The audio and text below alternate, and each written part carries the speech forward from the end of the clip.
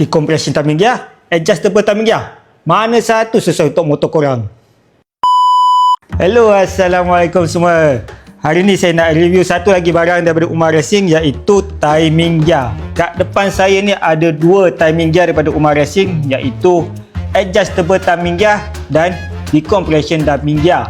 Apa beza kedua-dua timing gear ni dan mana satu yang sesuai untuk motor korang?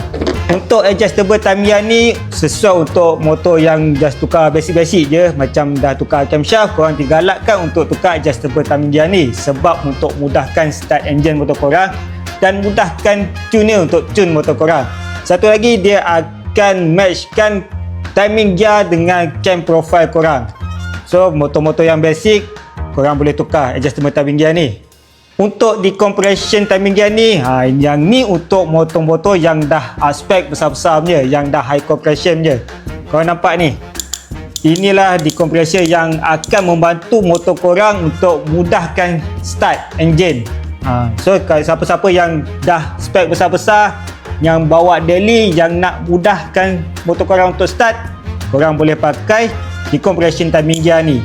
Korang jangan risau, material dia ni tahan lama dan pin ni, yang ni dah CNC, jadinya tak mudah patah.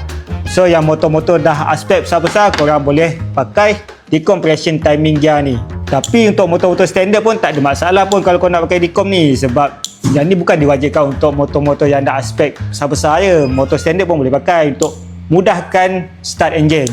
Tapi kalau korang pentingkan motor korang ringan dan berat, korang boleh pakai adjustable timing gear sebab yang ni lagi ringan daripada yang decompression lah. So yang mana-mana motor yang bawa pergi lumba, pergi track ke apa, selalunya dia akan pakai adjustable timing gear lah sebab ia lagi ringan.